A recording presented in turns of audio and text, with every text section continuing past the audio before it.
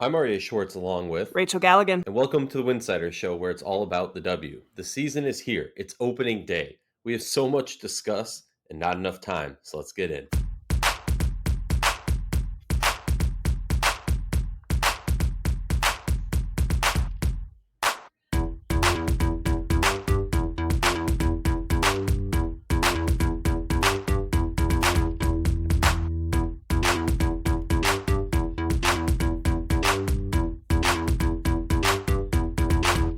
If you like our show, please consider joining our Patreon community, patreon.com/Winsidr. For less than a cup of coffee a month, you can directly show support for the hard work we do covering the W. And don't forget to see our amazing staff's written content on winsidr.com. That's winsidr.com. Are you looking to get tickets for the upcoming WNBA season? Thanks to our sponsor, TickPick, you don't have to worry. The original no-fee ticket site and official ticketing partner of the WNBA champion Chicago Sky. Use the link tickpick.com/WINSIDR. That's tickpick.com/Winsidr for all your upcoming ticket needs for the WNBA, NFL, NBA, or any other event. Rachel, we've been chatting about this day for what feels like forever. I assume as a Jewish boy that this is what Christmas morning feels like. Um, what's going through your mind? Are you excited? Are you anxious? Are you nervous? It's tip-off day. It's tip-off day. I'm excited. I felt like I got a little bit of a break between the collegiate season and now WNBA season. I'm a little disappointed. None of these games are on any main stations tonight, but that's all right. Anyone who's a seasoned WNBA fan or media member or follower knows pretty much how to find it. The different loopholes, whether it's Facebook, Instagram, whatever it might be. So that's a little disappointing. I think there's games that are played on ESPN tomorrow, so that's exciting. But yeah, I mean, it's here. I think, for me, I personally, I have to take the first 3 to 5 games with a grain of salt, as you know. But yeah, it's here. I'm ready to watch some basketball. Yeah, and speaking of grain of salt, that is we're going to get into that momentarily because I think a variety of things are going to go into that, but we'll touch on that shortly. Before we do, the last few days have just been brutal. You and I know it as well as anybody who's not a player in the league or a coach in the league, aka someone who gets cut or has to do the cutting.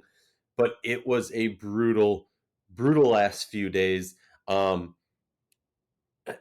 I'm tempted here, Rachel, as you and I have discussed many a times. I'm very tempted to go on a rant about this idea that we need to expand because people got cut. Because while I full agree with the idea that the W needs to expand, I also, and I feel like maybe I'm wrong, but I feel like you agree with me that at the end of the day, it just sounds ridiculous in my mind to sit here and go these players who weren't good enough to make a team are the reason why we should expand. I think if we expand, it's going to take whatever. I'm going down a dark hole here. No, because I honestly shout out to Kurt Miller. He had a quote I think that was there's a difference between having the best 12-person roster and having the roster or the roster that you can fit under the cap. And I think there's something to be said about that, but also those players are doing rookie scale contracts. So it's not like their rookie scale contract is the thing that's hurting them. It's the vets bigger 100%. contracts that's Yeah, hurting them. But we absolutely. could That new CBA and getting people more money has affected the cap space to now you're seeing rosters that aren't even at 12, and so it's the rookie scale contracts that, those are the ones that they really aren't hurting anything. It's those middle of the tier ones, that there's just no room to fit at times. And so, I mean, yeah, what we're seeing is we see this every year. We see these cuts every single year. You had however many players opt into the WNBA draft. This shouldn't be a surprise to anybody. And I believe expansion, it's just a matter of time. That's for sure. That's for certain in my mind. But it's everything that you said exactly. The new CBA and the cap situation has made this really complicated in terms of just even extra roster spots. These are not teams of 12 anymore. A lot of them are just teams of 11, and that sucks because, that's that rookie rookie that comes into camp that you potentially could build your franchise around. But again, like it that's a whole thing that because everyone is talking about and angry about and upset about and all those things. And then on the other hand, this is the most elite league in the world with the most limited roster spots, and it is tough, it is frustrating, and I think that players who have an opportunity to make those decisions as to leave college or whatever, you have to know the facts going into this, how complicated and just how difficult it is going to be with each franchise and each team. And again, like I'm not gonna join everybody and that we need expansion, because again, I have peace knowing that I really do believe it's coming in the next couple of years, and so that'll help the situation. But yeah, I mean, Kurt Miller's exactly right. It's not even necessarily about the best players and putting together the best team. It's how do you work within this cap, which has become complicated. Well, I think that, like, honestly, hearing you talk, and I've thought about this before. Normally, I think about this right before I fall asleep. I think about the WNBA cap numbers. That helps me fall asleep. Um, no, but like in all seriousness, something that I thought about was like, I don't think, like, if the reason people want expansion is because there's these players that they love from college, or and they're just not making teams in the W. I don't think the expansion in the sense of adding more teams is the specific answer for that, because I think then you're just adding a few more spots, and there's enough. Like, what people need to realize is these teams, a lot of them are in the teams that are cutting all these rookies and not signing rookies. I'm thinking about the Seattles, the Minnesota, specifically those two teams. Others fall into it, but those are teams that are putting their chips in and saying, we need to win now. We don't have time to do player development and grow these young players. And I think that's where we need the expansion is, whether it's a practice squad or having, some sort of roster that expands over the 12 so that we have more players, so we don't have situations. Because right now, and well, real quick, we'll talk about the cuts and then we'll talk about the signings and just kind of the situations that teams are in early on versus the rest of the season. But a lot of teams, because of overseas commitments, and I know the CBA is going to kick in that overseas training camp issue thing next year. But because of overseas commitments and so many other things, like, teams can't carry young players to grow them and develop them. So they're forced to take vets at vet minimums, because if you're taking a vet at a more middle of the pack contract, it's really going to screw you over and you're going to be stuck as a middle of the pack team. Yeah. Let me run over a few major cuts that happened in the past few days. That if you didn't know about, you're living under a rock, or I don't know why you're listening to this podcast, because we only talk about W. But Minnesota Lynx cut Lasia Clarendon and Renaya Davis. I think those two were kind of the bigger shocking ones, which signaled that Rachel Banham would be making the team. The Seattle Storm cut Kiki Herbert-Harrigan and Avina Westbrook. Avina Westbrook, a player who had a phenomenal training camp, a phenomenal preseason, but just similar to, I think, a Renaya Davis, where they had depth at that position, and they needed to, in a tight cap crunch, make a spot for somebody else. With Lasia Clarendon, it should be noted, I know there's been some dispute, and I just want to put my thoughts out there. Rachel, obviously, as always, feel free to interrupt me. Lasia Clarendon was not 100%. Cheryl Reeve put that out there. Lasia then put out that she's been cleared to play and she's ready to play. And they made it very clear that they feel fit enough to play. The difference of a player saying, I'm ready to play and I can play, and a coach looking at the medical diagnosis, whatever it is, diagnosis, is that Reeve needs to think what's going to happen throughout the whole season. Having Lay for the first 3 games and then a hobbled 40% Lay, 80%, 60% Lay is not going to get them what they need, and they are all chips in to win it all for still. Yep. Another surprising one was New York suspended Kylie Shook. Another super interesting one that I think caught most people by shock. There was a different, better pun there, but the LA Sparks suspended Amanda Zawi B so that they could sign rookies like Olivia Nelson-Ododa. They also cut Taya Cooper and Arella Garantis. Very, very interesting. We can talk about the Sparks for a very long time. surprise signings. Odyssey Sims signed with Minnesota, came back. That was they announced the Odyssey Sims signing, kind of buried in there their cuts. Kyla Charles, who was recently cut from Connecticut this morning, just announced that she signed with New York. I believe there's a report that came out that she was just going to be there for one game because with Hardship. Rebecca Allen, what? Hardship, yeah. Hardship, yeah, exactly. With Rebecca Allen overseas, and then Didi injured or sick, and Benijah injured or sick, they brought her on. And one second. And the other interesting one was Katie Benson making the Mystics starting day roster, a person who played at the University of Maryland, a person who was not drafted, a person who came in the middle of camp, but the sharpshooter did enough to secure a spot, and that's one of those feel-good stories. Yeah. I love to see it mostly because she's on a team with Coach T, who values player development even when he's in a tough spot. And then the other thing is that she's there with Alicia Clark and Natasha Cloud, two players who were not, the superstar first-round picks that most WNBA players are. So I think Katie can definitely learn from them. Any other surprise cuts or surprise signings that you saw over the past few days? I mean, I don't necessarily think you covered a lot of them. I think I'm really impressed with Amy Atwell. Oh, yes. Good call. That was a great one. I have watched her play a lot with her time at Hawaii, and I'm kind of angry at myself that I wasn't more vocal about her, because I've always been really impressed with her skill set, her length, her ability to score the basketball. Like, I think it's a really interesting situation. I mean, she's going to be playing tonight. I think that's awesome.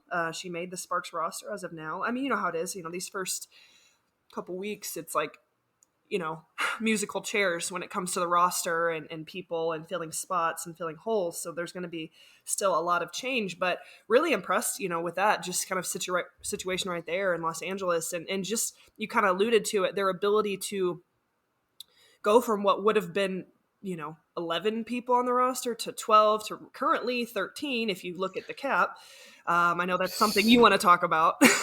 That's the stupidest thing ever. That is like, I'm sorry, and I'm not saying that to you, Rachel, but like, you don't have 13. Like, forget it. There's multiple other teams that have multiple people on the cap. I heard from multiple people, oh, the Sparks have 13. Like, Dallas has 13. What does Minnesota have? Right? Like, you get hardship exemptions. Everyone's still on it. You Yeah, and I mean, as soon suspend as players get back over, then people get cut. So there are definitely more cuts to come in Los Angeles and in Dallas and these other teams. There's no doubt about that. But yeah, it's the whole 13 on the roster thing was throwing people through some tizzies yesterday. That's for sure. The thing that I want to touch on, teams with interesting rosters that make me go, the LA Sparks are number one. I mean, like, let's start off with the LA Sparks. The interesting thing is the moves that they made. Now, I understand, and I'm going to put this out there. I'm completely aware that people are going to disagree with me. This is my opinion on it, all right? I'm a big fan of Ono, Olivia Nelson-Ododa. But, and I think she played extremely well, not in the NCAA tournament, but in these preseason games, and in training camp, from what I've heard. My thing is, like, you look at this roster, and there's just some question marks that you have. We talked about it. They cut Arella Grantis and Taya Cooper. Now, I'm fine with you cutting Cooper. I feel like if you're the GM of the Sparks, you kind of got to go, okay, yes, she brings a ton of followers and attention. We tried trade, couldn't find a trade. Okay, cool, we have to cut her because she's not as good a basketball player as somebody else who's going to be on our team. But the real question that really hits me with this team is, I know Amanda Zawadee was going to miss a portion of the game, but Rachel, I told you this off air, and I'll say it on air, so excuse me as I repeat myself, but like, going into this offseason, it very much felt like to me that the LA Sparks were aware of the fact that, like, to be blunt, it's been a shit show since Derek Fisher took over. Yes, you had a pretty good, like, the first couple of years when you had a stacked roster, you had a really good regular season record, an abysmal playoff record. You don't make the playoffs this past season. And Derek Fisher's, I don't want to say his reputation's on the line, but his name is on the line, right? In the sense of, if they had another season this year like they did last year. His job. What? Or his job, Yeah. Exactly. His job was in question. His job was on line. And that's what I mean about it. And it looked like it was a all chips in when they make the move to get Liz Cambage, when they get Jordan Canada, Kennedy Carter, Katie Lou, trade around in the draft to get back in there and get some powerful picks in the draft. I don't want to downplay the draft picks. Here's what my concern is they kind of were midway through the path towards all chips in, which was a situation that, in my opinion, is it's either going to implode on them and look and go horrible, or it's going to be greatness, right? Like this is the Showtime Sparks. And they kind of moved on from a few players that had a little bit more experience or a lot more in Amanda Zawibi's experience situation to then bring on these younger players. And like, it's so rare for rookies to have seriously impactful minutes in the playoffs, and, or like Amanda's like having Adota, for the season when Amanda Zawibi is going to miss 10 games or so, fine, I get that. But when you get to the playoffs, who do you want as your backup? A rookie who had a horrible showing in the big time games of the tournament, or a vet who's been dying to be in that moment and has had big moments before? Well, sorry, that's my no, I think first, horrible in the tournament is a little harsh, but I hear what Rachel, you have to remember how many games in the tournament I watched. Yeah, like a half of a game. So everyone take that with a grain of salt. I turned on the tournament and she missed a couple free throws and a couple layups. Yeah. Okay. I think that she has a lot of pro potential. Coming from UConn and just that speaks for itself. So I don't think you're looking at Olivia Nelson-Ododa to take the Sparks to win a championship. However, I think the attention, yes, I agree. It's all chips in.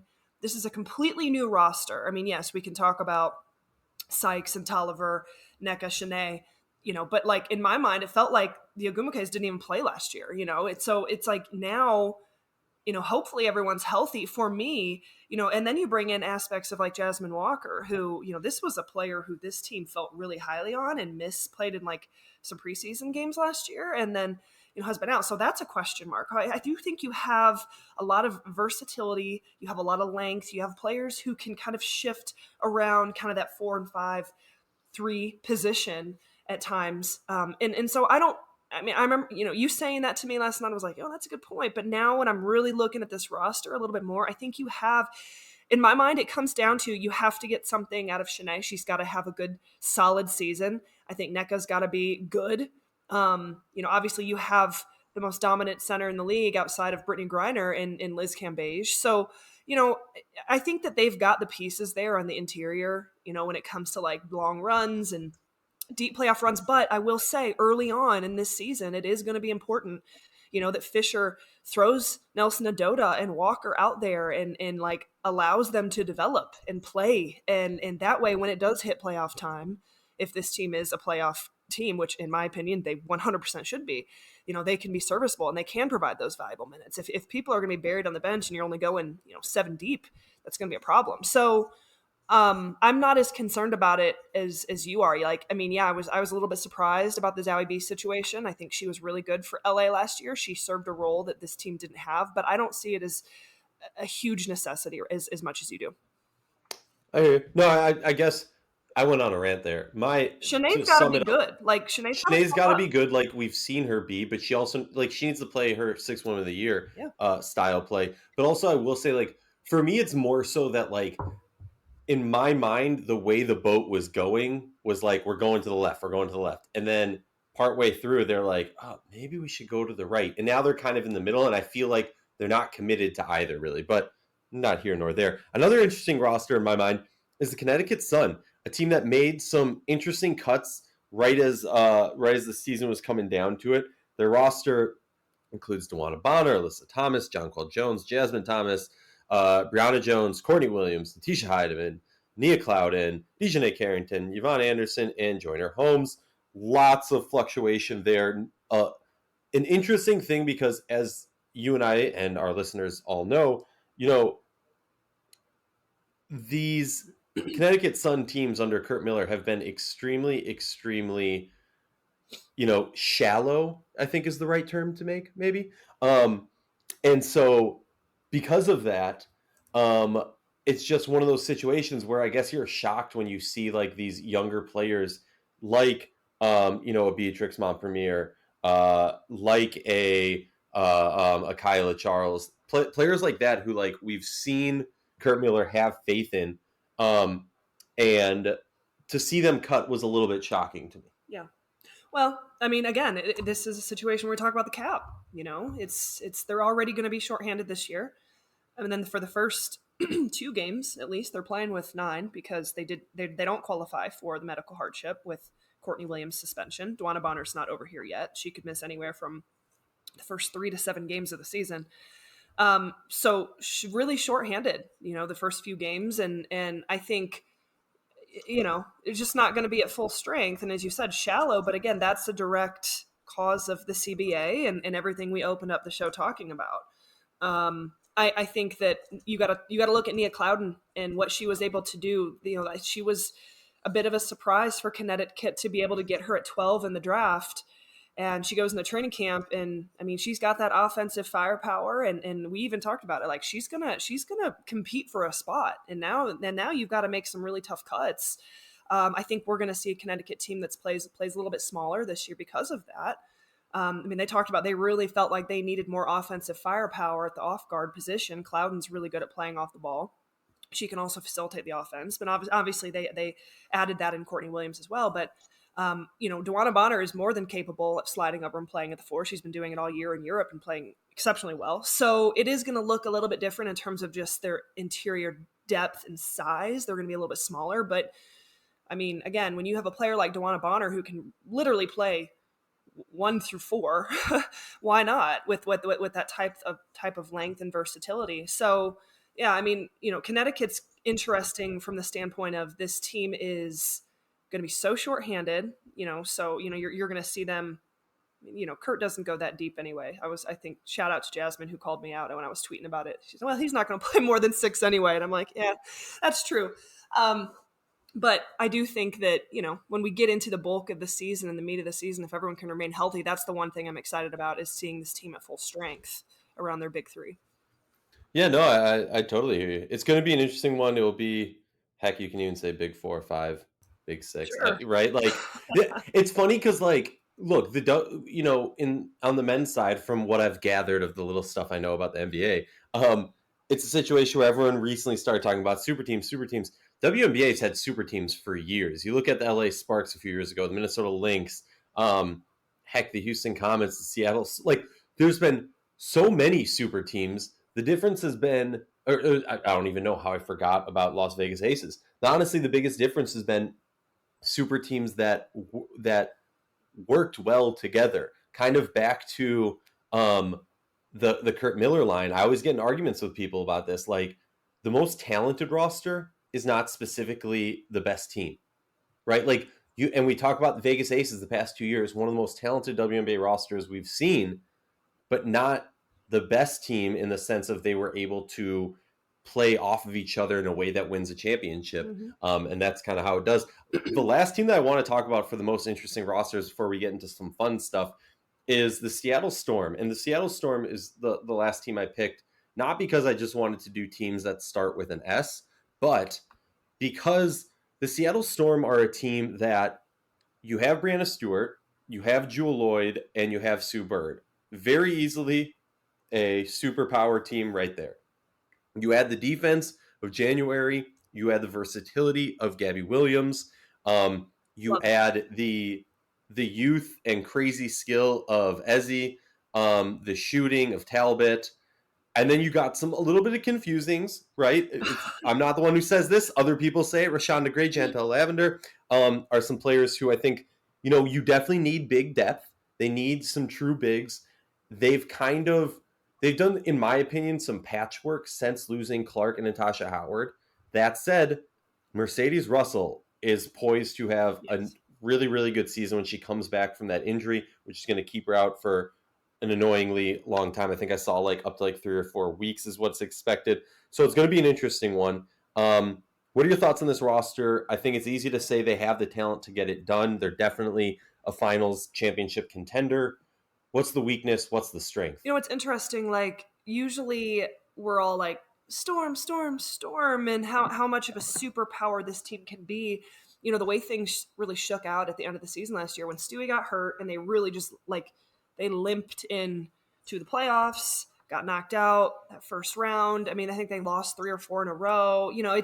I think it just kind of dwindled away, and what this team is capable of being was not. And so I definitely, I pray and I hope that this is, a one last rodeo and this team is at full strength, and we get to see this team be great, because I think it makes just the league great, and they are such a force to be reckoned with. And I know later on this show you're going to make me pick it, and I have to stay consistent across every prediction that I make, or otherwise. No, you don't. No, that's the beauty of doing multiple predictions, Bullshit. Rachel. Well, then never mind. I'm doing it wrong. But I definitely, I think there's a part of me deep in my heart, I can go around about Chicago, I can go around about Connecticut, and I can go on about Seattle.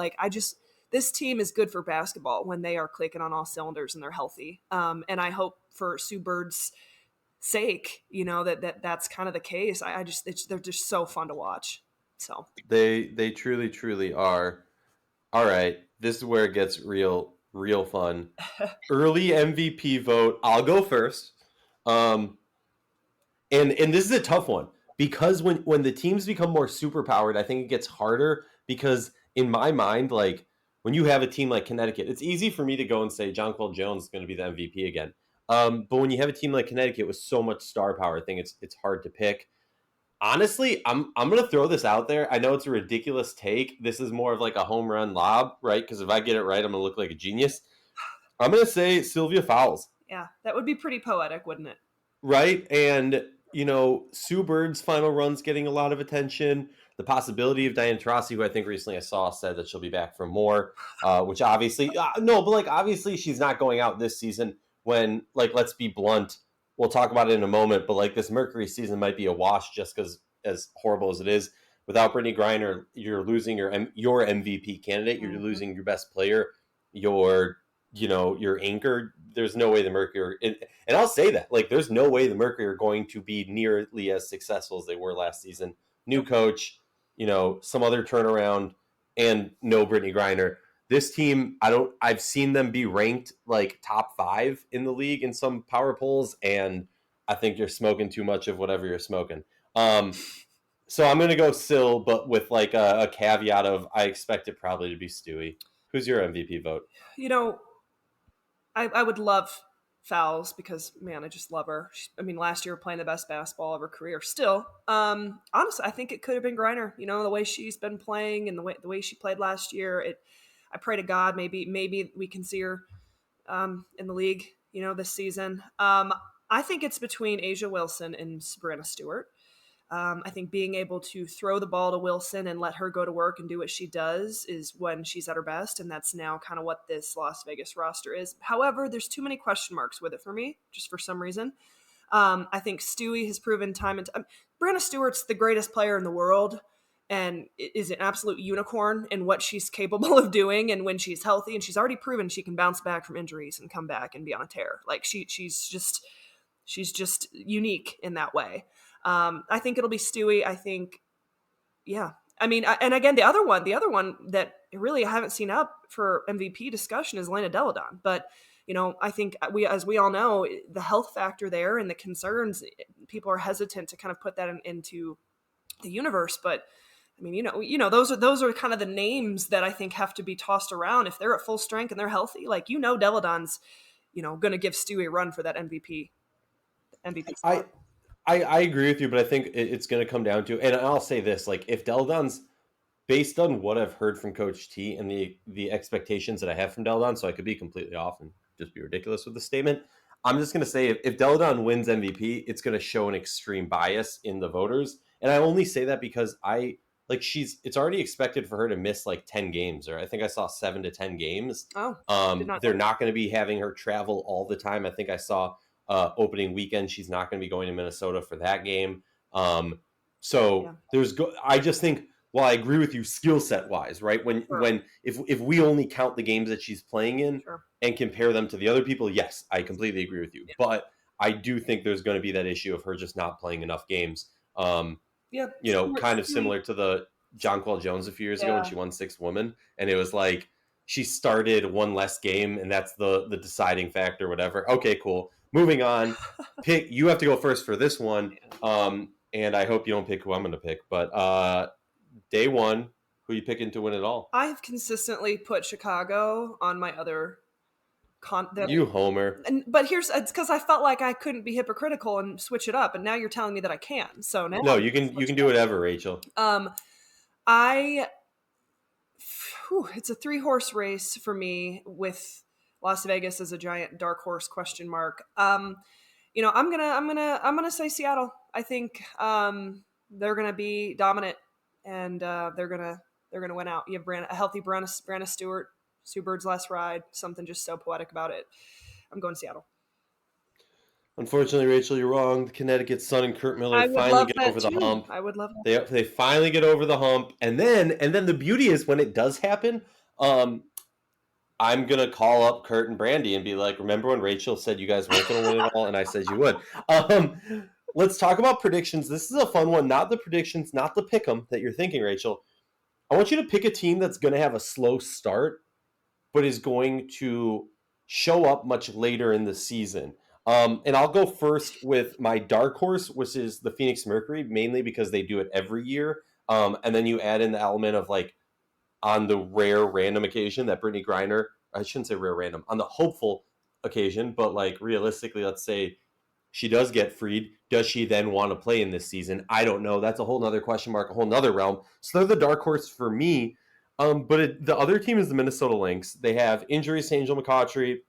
Caitlin McBride's still overseas. Demira Stantis is coming back from injury and still not 100%.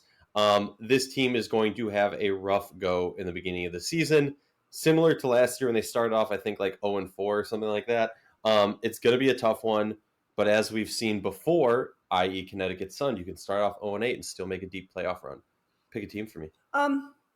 I'm just going to go just because of the nature of the situation. I'm going to go with the Sparks. When you have that much change, that many new faces, that many personalities that have to get consistency and fit well together, it's going to be an absolute roller coaster, in my opinion, of the start of the season for the Sparks. Like one moment they're going to look phenomenal, the next moment it's going to be a train wreck. I think it will be very interesting. But this is a team that if they can gel and find that consistency, and they start kind of have that coercion that needs to happen for a team. Like they just need that time together. They need to play games together. They need to be in practice together. They need to be, going through the trials of a season together. So I'm going to go Sparks, and I'm hoping to God that Chicago does not do what they did last year, which was look horrendous for a long stretch of the season and then look really good and eventually go win it all. I think Chicago will be a little bit more consistent throughout. Interesting. I was thinking you were going to go with Chicago. Well, I wanted to just because of that typically is what happens, but I just but not only that, it's interesting too because I was going to say that Chicago is a team that I've always thought has really, and I've talked to players, they have really intense training camp and preseason, so they often start off really hot and then sometimes cool. That's what we saw last year. I think they started off 2-0 and then went like 0-6 or an 8-game swing, whatever. The reason I thought you were going to mention Chicago is just because they're missing Ka for the opening. Quiggs is hurt. Alaman's not coming till later. So they're a team that I just think they might have a slow start, but similar to what you were saying, you got to have faith in them. Well, and I think that I'm going off Candace Parker's remarks the other day that were basically like, we sucked last year. Like if you look at the body of work of the season, yes, they got hot. They finally hit. They did what every team strives to do. So glad she said that because I get yelled at when I say that. But like they did what they were supposed to do at the right time. That's what every team is vying for right now. These games tonight don't really matter. It's experience and they're glorified, preseason games. In my opinion, yes, they matter with Commissioner's Cup and records, all that stuff. But these games are just experiences on the floor, and your hope is that you position yourself to be in a good standing, to give yourself a good deep playoff run, whatever. Everyone knows what I'm talking about. I think Chicago. Every team will have peaks and valleys throughout the season, but I mean Chicago's were just so extreme last year. And hearing her comments, I'm like, it's exactly how I felt about them. And you always felt like, man, if this team could could click, they could go win it all, and they did. I just don't think it will be that intense, like 7-game losing streak type of intense. I think there'll be a little more back and forth, win loss, win loss. You know what I'm saying? It won't be so ridiculous as last year was. Yeah, no, I hear you. Some news that seems to be semi-breaking. Crystal Dangerfield is now listed on the Indiana Fever's roster, so keep that in mind as we move forward. It's going to be an interesting one for Dangerfield and for some other players. All right, Rachel, this is the time that everyone gets excited for, and I should say that like this Dangerfield news just came out. We can obviously talk about it more. I just think it's going to be interesting with Destiny Henderson, with Lexi, with the Mitchell. Like that team has so many players. I feel like they have like 40 people on roster. We'll talk about the Fever on a different episode. Game 1 tonight. I think we should go through and say where to find them, because it's one of those weird days where, okay, where are the games going to be on tonight? I think we should put that up there. All right. So Indiana Fever and Washington. Well, I'll tell you as we do pick'ems, okay? Yeah, I like that. Game 1, 7 p.m. Eastern, Indiana Fever at the Washington Mystics. You can find the game on Facebook, NBC Sports Washington, or Monumental. Rachel, I'll let you go first because I don't know. Actually, you know what? I don't know if I did this on the air yet, and I know I'm just prolonging this episode ridiculous amount. I apologize to our listeners. Rachel is just inducted into another Hall of Fame. I was? You told me this. I'm kidding. Okay. You gotta be looking over here like a fool. You were inducted into another Hall of Fame, Hoff 4.0 in the building. Why are you thinking about this? Well, I was trying to find an excuse to let you pick first and to embarrass you on live air. Rachel's back in the Hall of Fame. You can't keep her out for much. It's kind of like the boards. She's the queen of the paint. Rachel, Indiana or the Washington Mystics? I mean, I'm excited to see Indiana. I'm excited. You're so nice. I cannot. I mean, it's a complete implosion, and I'm excited to see what it looks like as of today. But I have to go Washington. Yeah, I'm going with them also. Next game, which you can find on NBA TV or Spectrum, Chicago Sky taking on the LA Sparks in Chicago. Who are you going with? Man. Do you want me to go first? Yeah, go ahead. Is that what that? Go ahead. Yeah, all right, cool. I'm going LA Sparks. I think this is going to be the game of the night. It's going to be up and down and maybe crazy bad, whatever, but there's just something about, Ka missing, Quigley missing. Who are you going with? Yeah, I think the Sparks will look really good tonight. I'm literally just throwing darts. Like I think they're going to look really good. I think there's going to be motivation there, and everyone's going to think that they're going to go, everyone's going to overreact and think that they're this dominant team, and then they're going to look really bad a couple days from now. That's my prediction. I completely agree with that prediction, actually. But I do think that, there's something about Chicago and not having Allie, Ka, that's just, it's just, they're not at full strength. And I think LA has some really excitable pieces that'll come in there and play really well. Las Vegas Aces taking on the Phoenix Mercury in Phoenix, NBA TV, Bally Sports Arizona, and TSN. This is an interesting one. I'm going to go first on it because then you'll go first on the next one. No, I mean, I see the Aces winning. The Phoenix Mercury, they don't have Diamond Shields back. Word is she might be front court for this game as she just won an Italian League championship. I just think it's one of those situations. Similarly, I think people coming into this, just what I've gathered looking around the WNBA world, people are too hyped on the Mercury.